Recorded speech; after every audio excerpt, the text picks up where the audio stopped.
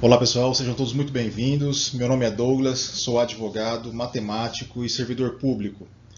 E hoje vamos começar a estudar, ou melhor, dar continuidade ao estudo do ECA, só que especificamente hoje vai ser na parte que fala do Conselho Tutelar.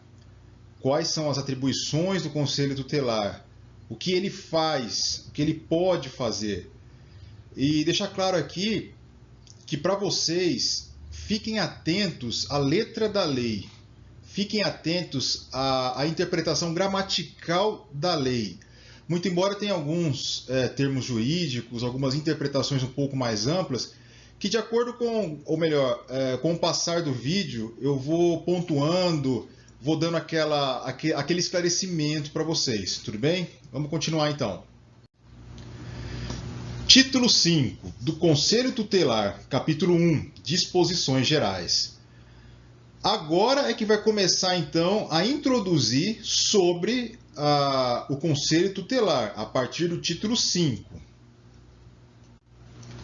Artigo 131. O Conselho Tutelar é órgão permanente e autônomo, não jurisdicional, encarregado pela sociedade de zelar pelo cumprimento dos direitos da criança e do adolescente definidos nesta lei. Olha só, uma pontuação importante aqui. Conselho Tutelar não faz parte do judiciário. Olha só, olha o que está dizendo aí, não jurisdicional, não tem poder jurídico, não faz o papel do judiciário. O Conselho Tutelar, ele é permanente e tem uma autonomia de ação, mas não pertence ao poder judiciário, ok? E qual é a função dele? Ele é encarregado pela sociedade de zelar pelo cumprimento dos direitos da criança e adolescente, definidos em lei. Qual lei? O ECA, justamente a lei onde está inserido o Conselho Tutelar. Continuando. Artigo 132. Em cada município e em cada região administrativa do Distrito Federal, haverá, no mínimo, um conselho tutelar, como órgão integrante da administração pública local, composto de 5 membros escolhidos pela população local para mandato de 4 anos, permitida a recondução por novos processos de escolha. Olha só, a lei está falando o seguinte: em cada município tem que ter pelo menos um conselho tutelar, no mínimo um. Ele cita o Distrito Federal, porque o Distrito Federal, na verdade, ele não é nem município e nem estado, mas ele pode assumir, na verdade, ele assume características de estado e de município ao mesmo tempo. Então, no Distrito Federal também haverá, no mínimo, um conselho tutelar por região administrativa lá existente. O Distrito Federal ele é dividido em regiões administrativas. Tudo bem? Falando do município. No município vai ter o Conselho Tutelar, que vai fazer parte integrante do quê? Da administração pública. Quem administra o Conselho Tutelar é a Prefeitura. Quem dá esse amparo, quem dá essa gestão é a Prefeitura. Como são escolhidos os membros do Conselho Tutelar? São 5 membros, escolhidos pela população, em mandato de 4 anos. Mas como é que são escolhidos pela população? Através do voto. É aberto o voto lá e a população, a comunidade local, vota nos candidatos para eleger os membros. Tudo bem? Com mandato de 4 anos, mas esse mandato pode ser reconduzido por novos processos de escolha, através de novos processos de escolha. 132 também é bem simples de entender, interpretação gramatical, como sempre. Leiam com calma, que vocês conseguirão entender com bastante esclarecimento. Artigo 133. Para a candidatura a membro do Conselho Tutelar, serão exigidos os seguintes requisitos. Não é qualquer um, então, que pode se candidatar para o Conselho Tutelar. O artigo 133 ele traz as condições para isso. Quais são? Reconhecida idoneidade moral. Isso aí é bem amplo, tá, pessoal? É bem aberto esse quesito, mas porque cai naquela questão, o que é uma idoneidade moral, né? Como é que você vai avaliar a idoneidade moral de uma pessoa para assumir um cargo no Conselho Tutelar? é uma definição bem ampla, mas não vamos entrar nessa seara. Apenas tenham em mente que o artigo 133, inciso 1º, exige uma reconhecida idoneidade moral, né? O cara tem que ter um bom caráter, ser bem visto pela comunidade onde ele vive ou trabalha, enfim, tenham em mente isso. Inciso 2º, idade superior a 21 anos de idade. Inciso 3º, residir no município. Não adianta morar no município vizinho e querer ser conselheiro tutelar ou membro do conselho tutelar no município ali contíguo. Não vai conseguir. Tem que provar, na verdade, a residência no município onde ele se candidata. Prosseguindo. Artigo 134. Lei municipal ou distrital disporá sobre o local, dia e horário de funcionamento do conselho tutelar, inclusive quanto à remuneração dos respectivos membros, aos quais é assegurado o direito a: inciso 1º, cobertura previdenciária. Inciso 2º, gozo de férias anuais remuneradas, acrescidas de 1/3 do valor da remuneração mensal. Inciso 3º, licença maternidade. Inciso 4º, licença paternidade. Inciso 5º, gratificação natalina. Muito simples também o artigo 134. Está nos dizendo o quê? Que uma lei municipal ou distrital por quê? Se refere ao Distrito Federal, vai dispor de como funciona o Conselho Tutelar. É isso. O horário, o funcionamento, a remuneração de quem trabalha lá. E quem trabalha lá tem alguns direitos trabalhistas. Quais são? Cobertura previdenciária. O que é isso? Aposentadoria. Férias com 1/3 a mais do salário. Licença maternidade, licença paternidade, gratificação natalina, que é o 13º. Ou seja, quem trabalha lá, os membros do Conselho Tutelar, têm esses direitos trabalhistas. E o Distrito Federal e o município vão gerir o Conselho Tutelar, vão administrar o Conselho Tutelar, definindo local, dia e horário de funcionamento. Tranquilíssimo, artigo 134, letra de lei pura. Parágrafo único. Constará da lei orçamentária municipal e da do Distrito Federal previsão dos recursos necessários ao funcionamento do Conselho Tutelar e a remuneração e formação continuada dos conselheiros tutelares. Gente, o município e o Distrito Federal, eles dispõem de um orçamento. Esse orçamento, ou dentro desse orçamento, haverá uma previsão de recursos para o funcionamento do Conselho Tutelar. Até porque quem administra o Conselho Tutelar é a Prefeitura ou o Distrito Federal. E além de administrar, é necessário dinheiro para isso.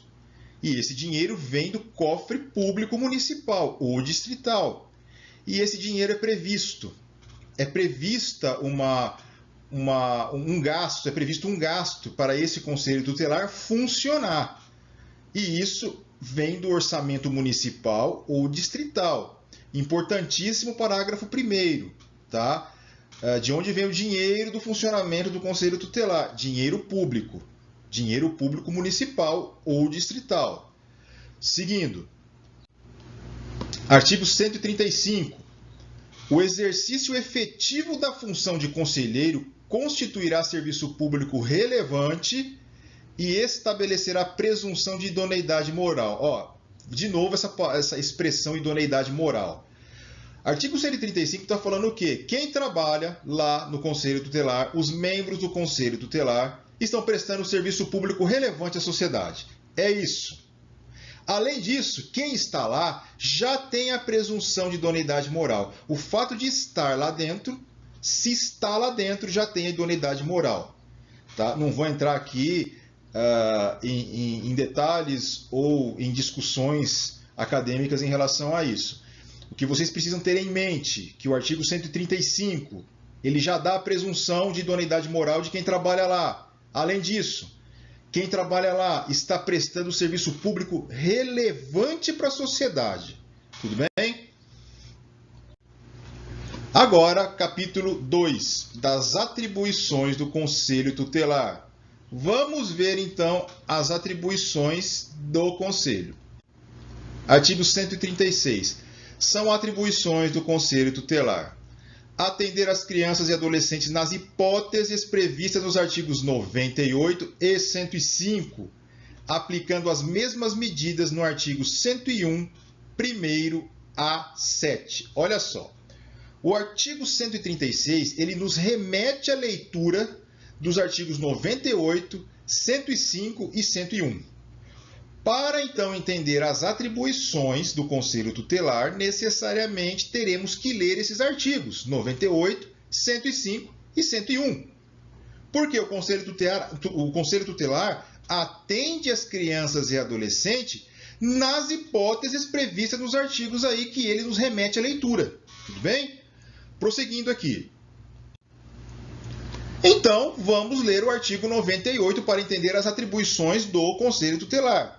Das medidas de proteção.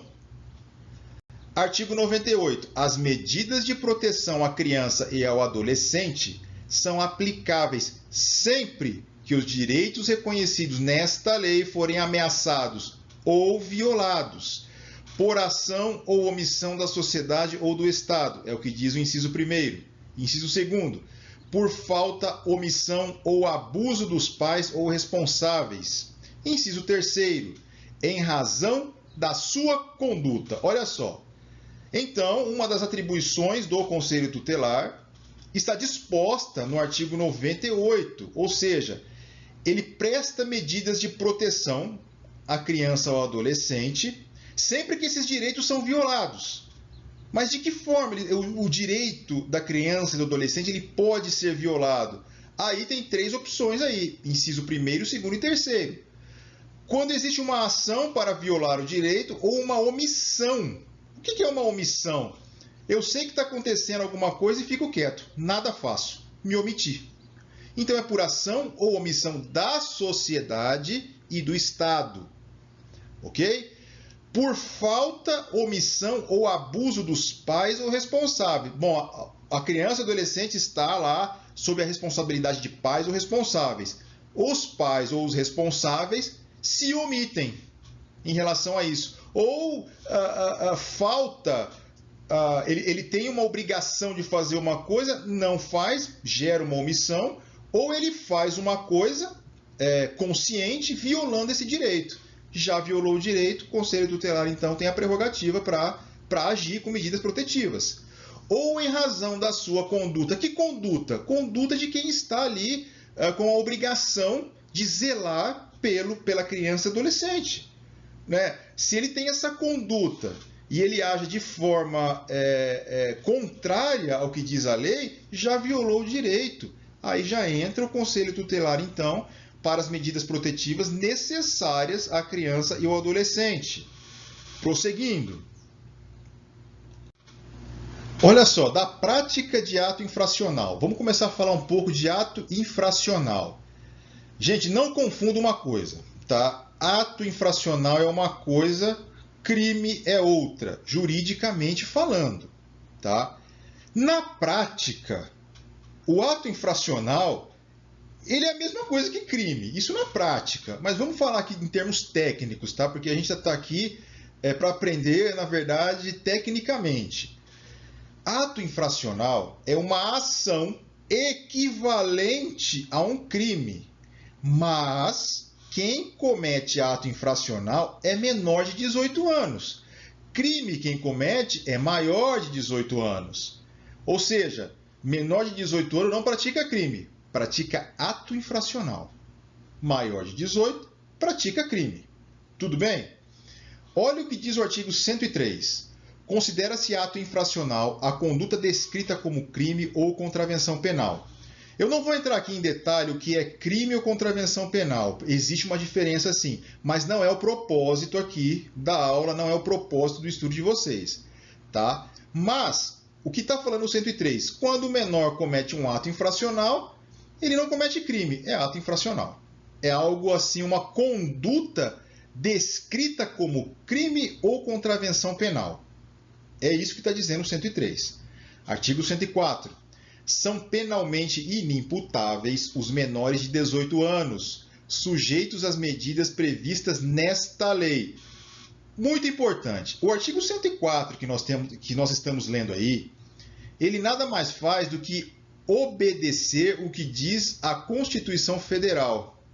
Ele obedece à Carta Magna. Por quê? Porque a Constituição Federal, no artigo 228, fala que os menores de 18 anos são inimputáveis. Ou seja, criminalmente, eles são inimputáveis.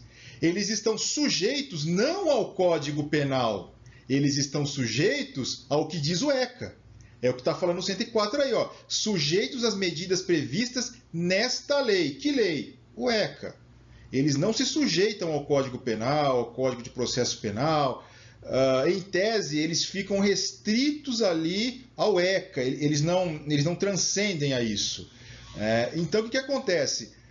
Quando o menor de idade ele pratica ato infracional, ele está sujeito ao ECA. Ele não está sujeito às penalidades do Código Penal, Código de Processo Penal, leis esparsas criminais. Não é isso. Isso é o que diz a Constituição no artigo 228, que fala que o menor de idade é penalmente imputável. Lembre-se, penalmente inimputáveis. Estamos falando de pena, direito penal. Tá? Civilmente é uma outra história, não vamos entrar aqui no caso. Parágrafo único. Para os efeitos desta lei, deve ser considerada a idade do adolescente a data do fato. Claro, se o sujeito pratica um ato infracional agora e amanhã ele completa 18 anos, não vai contar a data de amanhã, vai contar a data de hoje. Porque hoje ele ainda é adolescente. Amanhã ele passa a ser maior de idade. É isso que está dizendo o parágrafo 1º. Uma coisa importante que eu vou falar agora para vocês. Eu estou falando muito menor de idade. Perante a lei, abaixo de 18 anos é menor de idade. Mas perante o ECA ele nunca vai usar essa palavra menor de idade. Ela vai sempre usar a palavra criança e adolescente. As expressões criança e adolescente. Está errado? Não está errado. Acontece que, quando se fala muito em menor de idade, a lei anterior ao ECA falava muito em menor abandonado, menor isso, menor aquilo. Então, ela dividia muito. Aí veio o ECA e uniu tudo. Não, tudo é criança e adolescente abaixo de 18 anos. Então, quando se trata de ECA, sigam o que o ECA fala. Criança e adolescente. Eu, por força do hábito, falo menor de idade, que também está correto. Mas sigamos o que diz o ECA para efeito de prova. É criança e adolescente. Artigo 105. Ao ato infracional praticado por criança, corresponderão as medidas previstas no artigo 101. Criança abaixo de 12 anos. Quando a criança comete algum ato infracional, ela estará sujeita especificamente ao artigo 101. Repetindo, criança, que são as pessoas abaixo de 12 anos, quando praticam um ato infracional, estão sujeitas especificamente ao artigo 101 do ECA. Tudo bem? Prosseguindo. Olha só, das medidas específicas de proteção. Medidas específicas de proteção tomadas por quem? Pelo Conselho Tutelar. Artigo 101. Verificada qualquer das hipóteses previstas no artigo 98, a autoridade competente poderá determinar, dentre outras, as seguintes medidas. Inciso 1º, encaminhamento aos pais ou responsáveis mediante termo de responsabilidade. Inciso 2º, orientação, apoio e acompanhamento temporário. Inciso 3º, matrícula e frequência obrigatória em estabelecimento oficial de ensino fundamental. São medidas que a autoridade competente, no caso o Conselho Tutelar, ele solicita para que seja encaminhado aos pais ou responsáveis mediante termo de responsabilidade. Ou seja, encaminha o menor de idade, a criança ou adolescente, aos pais, os pais assinam um termo de responsabilidade e aí, temporariamente, pelo menos ali, momentaneamente, fica tudo resolvido. Inciso segundo, é uma orientação de apoio e acompanhamento temporário, ou seja, é feito uma orientação aos responsáveis e é feito um acompanhamento temporário com esse menor de idade, juntamente com sua família, para ver como é que está o andamento da coisa após o fato. Inciso terceiro, matrícula e frequência obrigatória em estabelecimento de ensino fundamental. Olha só, a matrícula é sempre obrigatória, tá? Porque até os 17 anos o ensino ele é obrigatório. Só que pode acontecer dos pais não matricularem o menor de idade. Aí pode até responder penalmente por isso, tá? Os pais, no caso, respondem penalmente por isso, que é o conhecido abandono intelectual. Não colocou o menor na escola, abandono intelectual. Então, o Conselho Tutelar busca essas medidas de colocar a criança e adolescente em estabelecimento de ensino fundamental desde que a escola tenha vaga. Porque a escola também precisa ter vaga para colocar o menor. Tá? Se não tem vaga, vai ficar difícil colocar. Aí, só com mandado judicial que coloca lá a criança mesmo sem ter vaga. Porque a diretora fala, não tem vaga, por isso que eu não vou colocar. Aí pode acontecer de alguma ação judicial e aí o juiz manda colocar a criança mesmo quando não há vaga. Essas são exceções à regra, mas são coisas que podem acontecer. Prosseguindo. Inciso 4º. Inclusão em serviços e programas oficiais ou comunitários de proteção, apoio e promoção da família, da criança e do adolescente. Mais uma medida. Vai incluir essa família em algum programa de proteção. E aí é um programa de proteção à criança, ao adolescente e aos pais também, que estão ali, podem estar numa situação difícil, de dificuldade, várias intempéries que acontecem na vida, enfim. E aí essa pessoa é incluída, essa família é incluída em um programa comunitário de proteção, programa oficial, tá? Um programa já existente, um programa já regulamentado, tudo dentro da lei, enfim. Inciso 5º. Requisição de tratamento médico, odontológico ou psiquiátrico em regime hospitalar ou ambulatorial. Gente, olha só, prestem atenção nas palavras. Juridicamente falando, a palavra requisição ela é sinônimo de ordem. Vou ordenar, vou requisitar. A palavra requerimento ou requerer, ela tem um sentido de pedido. Estou pedindo, estou requerendo.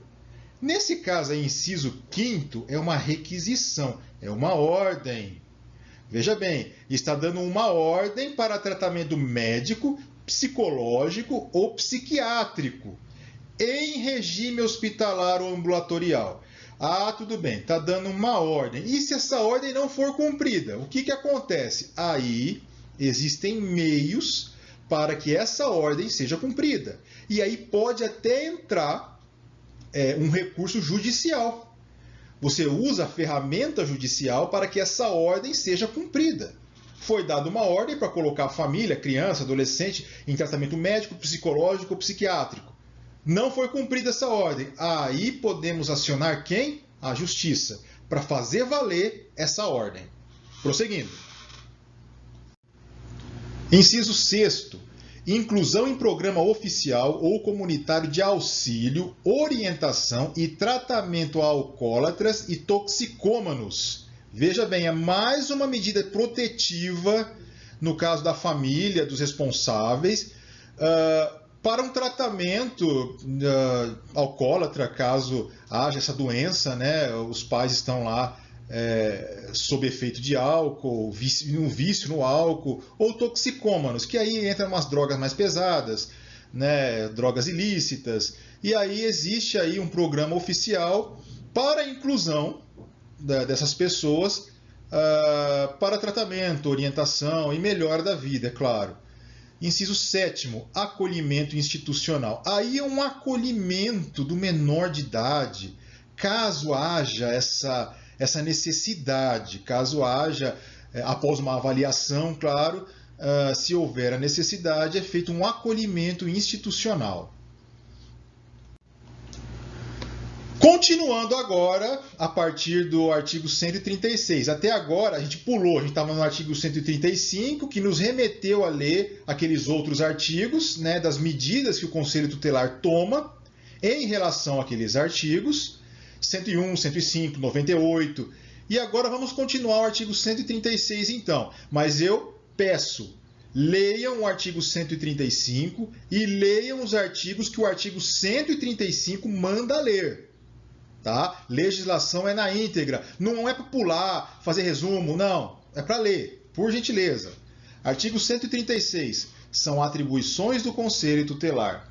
Inciso 3º, promover a execução de suas decisões, podendo para tanto, veja bem, Conselho Tutelar pode decidir? Pode, ele pode tomar decisões. Ele tem autonomia para isso? Tem autonomia. Faz parte do Judiciário? Não faz parte do Judiciário, mas tem autonomia para tomar algumas decisões.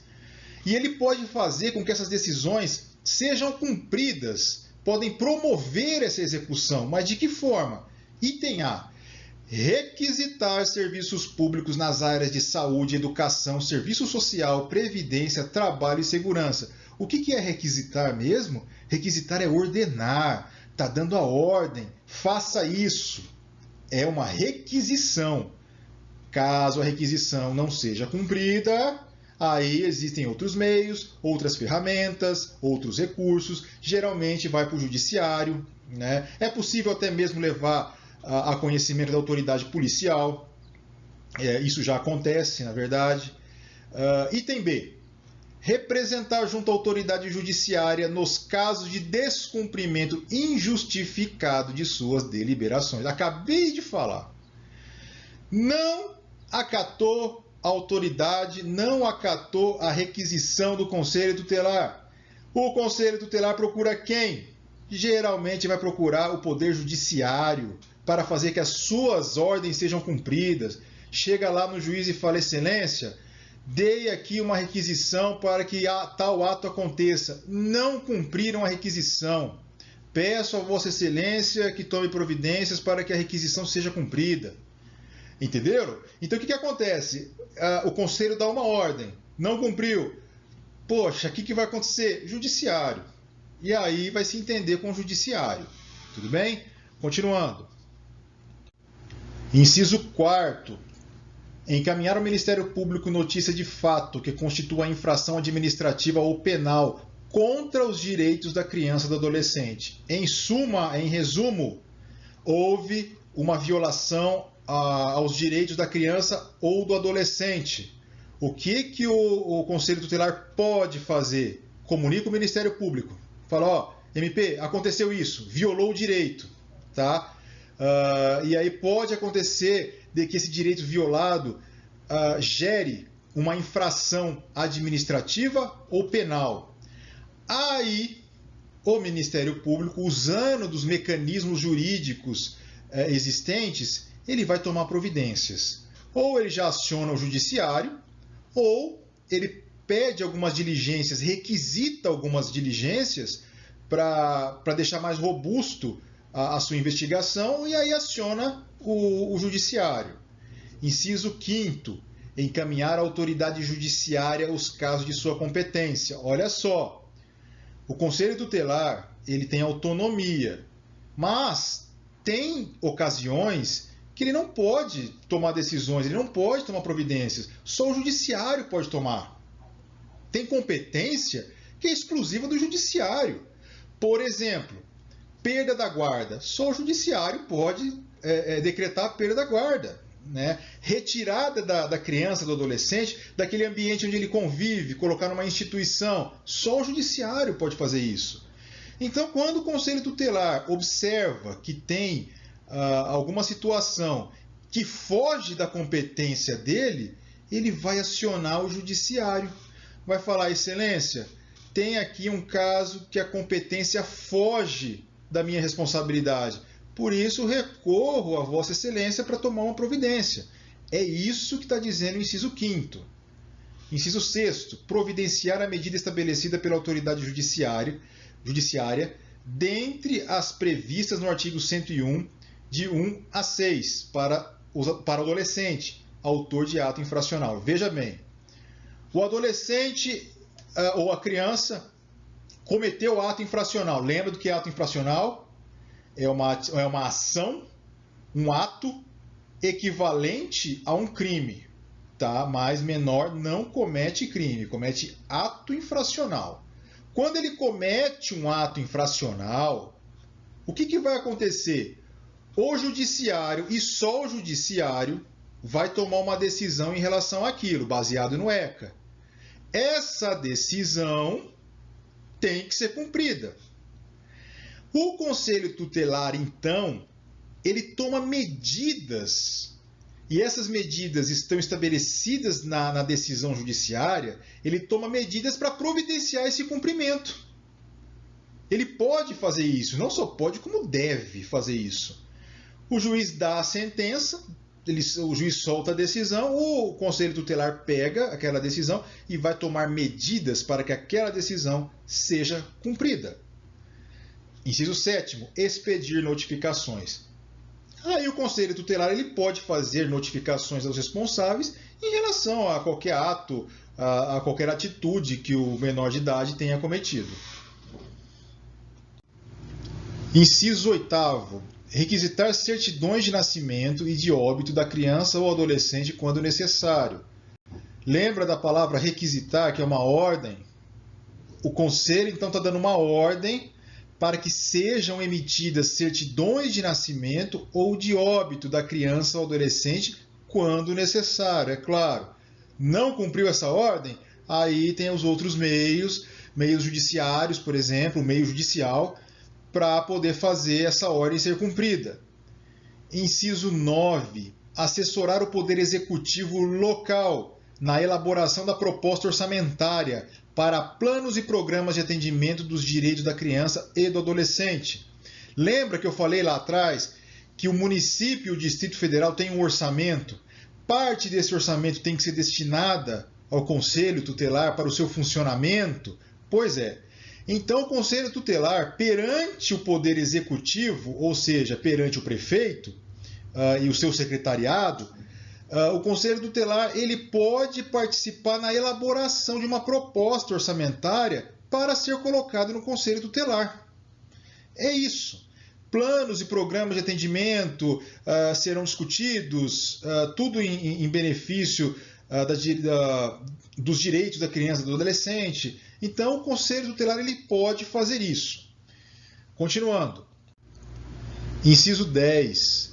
Representar em nome da pessoa e da família contra a violação dos direitos previstos no artigo 220, parágrafo 3º, inciso 2º da Constituição Federal. Olha só, esse inciso está mandando nós lermos o artigo 220, parágrafo 3º, inciso 1º. Olha só, esse artigo 220 da Constituição Federal ele trata de algumas liberdades, né, garantidas pela Carta Magna. Vamos ler para a gente entender um pouco. Artigo 220. A manifestação do pensamento, a criação, a expressão e a informação, sob qualquer forma, processo ou veículo, não sofrerão qualquer restrição, observado ou disposto nesta Constituição. Parágrafo 3º. Compete à lei federal regular as diversões e espetáculos públicos, cabendo ao poder público informar sobre a natureza deles, as faixas etárias, a que não se recomendem, locais e horários em que sua apresentação se mostre inadequada. Olha só, quando os direitos da criança e do adolescente, e aí não envolve só a criança e adolescente, envolve, na verdade, todos os cidadãos, mas vamos aqui ficar atentos à criança e ao adolescente, que é o objeto de estudo. Quando os direitos do artigo 220 são violados, o Conselho Tutelar pode fazer representações em defesa da pessoa ou da família em relação a esses direitos. O artigo 220 da Constituição traz a garantia de algumas liberdades. Que liberdade? Pensamento, criação, expressão, informação. Nada disso pode ser tolhido, nada disso pode ser cortado, censurado, porque a Constituição proíbe. Né? Lá num passado recente, isso já aconteceu. Infelizmente, isso acontecia com frequência. felizmente acabou esse tipo de proibição e tomara que nunca mais volte. Então o que acontece? Quando esses direitos eles são violados, o Conselho Tutelar ele pode, não só pode, mas eu entendo que deve, né, representar em favor da criança e do adolescente. E olha o que diz aí o parágrafo 3º, inciso 1º. A regulação de diversões e espetáculos públicos.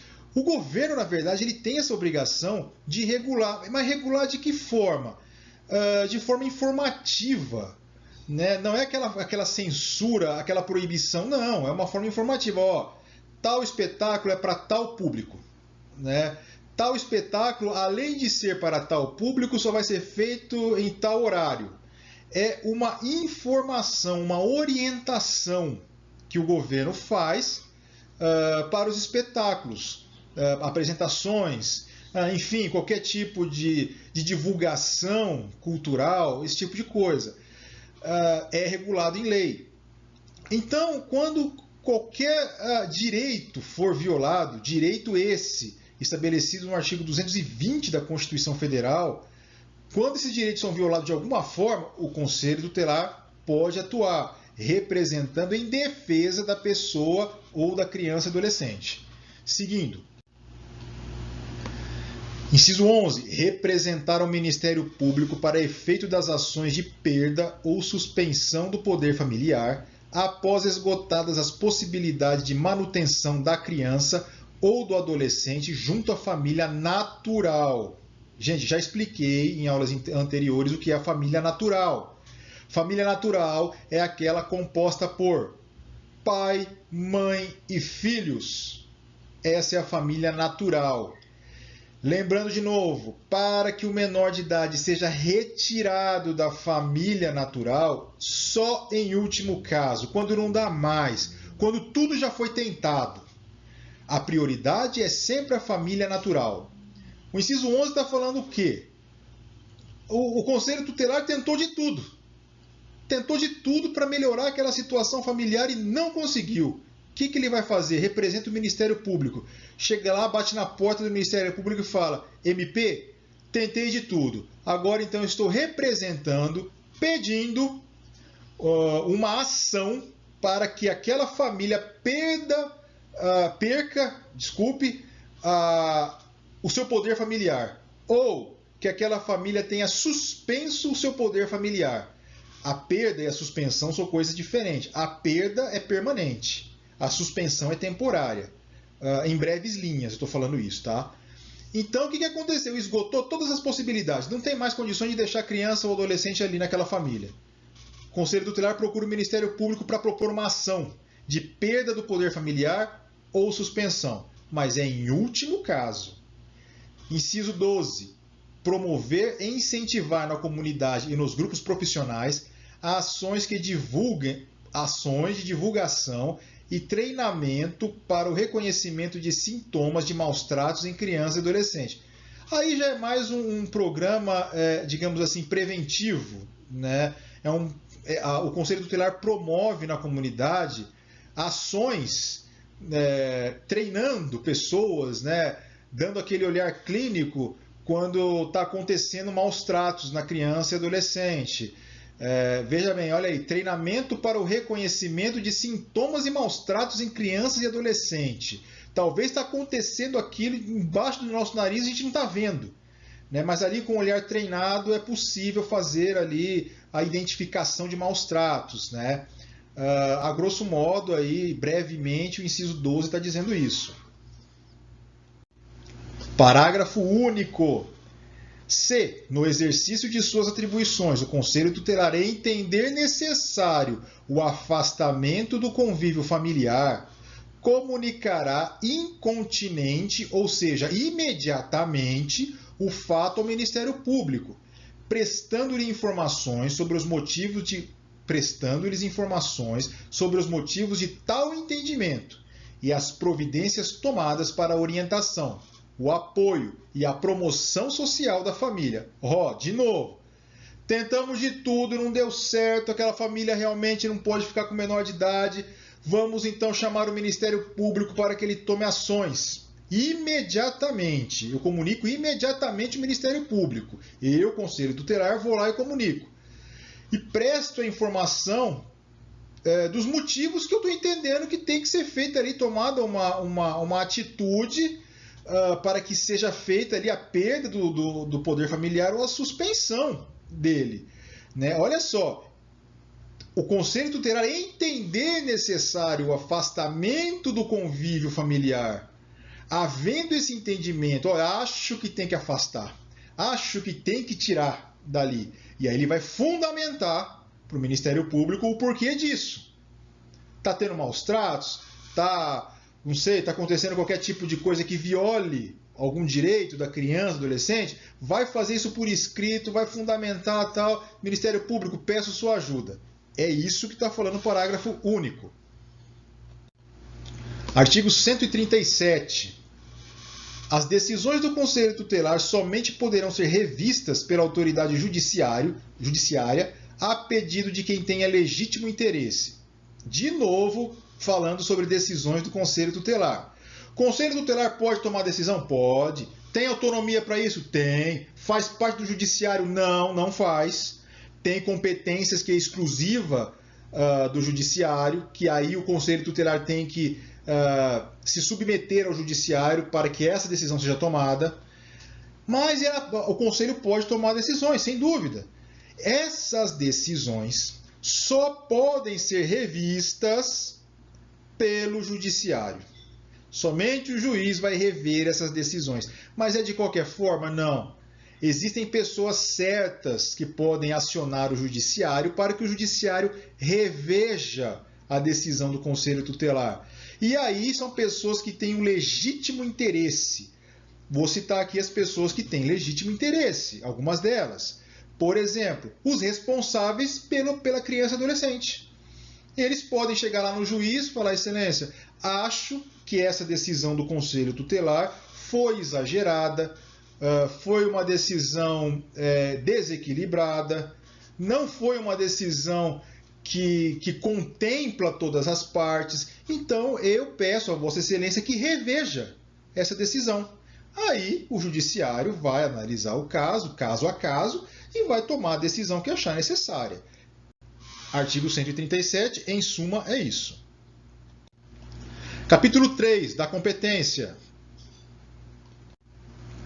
Artigo 138. Aplica-se ao Conselho Tutelar a regra de competência constante do artigo 147. Ora, leiamos então o artigo 147, porque o artigo 138 está mandando a gente ler o artigo 147. Vamos lá. A competência será determinada pelo domicílio dos pais ou responsáveis, pelo lugar onde se encontra a criança ou adolescente, à falta dos pais ou responsáveis. Veja bem, a competência do Conselho Tutelar, nesse caso aí, está se referindo ao território. Por que o território? Olha só, a competência será determinada pelo domicílio dos pais ou responsáveis, ou seja, onde mora ou onde moram os pais e ou responsável do adolescente é onde vai atuar o Conselho Tutelar. Inciso 2º, pelo lugar onde se encontra a criança ou adolescente, à falta dos pais ou responsáveis. A criança ou adolescente não tem pai nem responsável, mas está em determinado município. Aquele município onde se encontra a criança ou adolescente é o município onde o Conselho Tutelar respectivo vai atuar. Parágrafo 1º. Nos casos de ato infracional, lembram que é ato infracional? Nos casos de ato infracional, será competente a autoridade do lugar da ação ou omissão, observadas as regras de conexão, continência e prevenção. Gente, não vou entrar aqui, isso não é para o caso de vocês, não é para o estudo de vocês, caso de conexão, continência e prevenção. Isso aí são definições jurídicas, definições penais jurídicas, que não vem o caso aqui, já entraríamos num direito penal um pouco mais estruturado. Mas, parágrafo 1º, o que vocês precisam memorizar, o que vocês precisam ter em mente? Quando o menor, adolescente ou criança, comete ato infracional, o lugar onde foi cometido o ato infracional será o lugar de competência da autoridade para tomar providência sobre aquilo. Se o menor cometer um ato infracional em Campinas, por exemplo, o território de Campinas, não interessa se ele saiu dali após o ato infracional e foi para São Paulo. Quem será competente para tomar as medidas ali? A autoridade do lugar onde aconteceu o ato infracional, a autoridade de Campinas. É isso que vocês precisam ter em mente no parágrafo 1º. Tá? Esqueça um pouco essa parte da conexão, continência e prevenção. Isso já entra mais numa parte mais aprofundada, né, do direito penal. Seguindo. Olha só, parágrafo 2º. A execução das medidas poderá ser delegada à autoridade competente da residência dos pais ou responsável, ou do local onde sediar-se a entidade que abrigar a criança ou adolescente. O parágrafo 2º está abrindo uma exceção em relação ao parágrafo anterior. A execução da medida ela pode ser delegada, transferida para a autoridade onde moram os pais ou o responsável do menor de idade.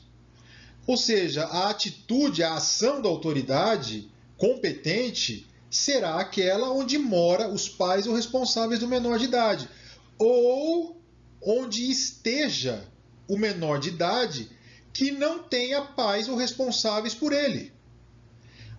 Ou seja, o menor de idade ele está lá em algum lugar, numa entidade, ele não tem ali a guarda dos pais ou dos responsáveis, e o lugar onde ele está, no caso a entidade onde ele está, será o local da autoridade competente para tomar alguma atitude em relação ao ato infracional cometido. Parágrafo 3º. Em caso de infração cometida através de transmissão simultânea de rádio ou televisão, que atinja mais de uma comarca, será competente para aplicação da penalidade a autoridade judiciária do local da sede estadual da emissora ou rede, tendo a sentença eficácia para todas as transmissoras ou retransmissoras do respectivo estado. Resumindo, o direito violado foi cometido através de uma transmissão de rádio ou televisão. Transmitiu-se algo que violou o direito da criança e do adolescente.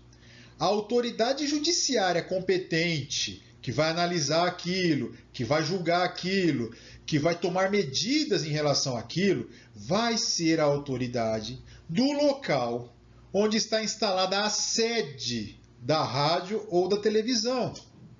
Ou seja, é o local da sede estadual da respectiva emissora. E depois que o juiz tomar a decisão dele, a sentença dele vai ter eficácia não só no local da sede, vai ter eficácia em todo o estado. A sentença ela é ampliada para todo o estado. É isso que está dizendo aí o parágrafo 3º, em caso de infração cometida por rádio e televisão, por transmissão simultânea de rádio e televisão. Pessoal, termino aqui por hora o ECA. Espero ter ajudado. Leiam a legislação, leiam na íntegra, com calma, para conseguir entender a informação que a legislação está passando para vocês. Toda a informação está na legislação. Basta ler com calma, com atenção, sem desespero. Tudo bem? Forte abraço a todos e até a próxima e estudem!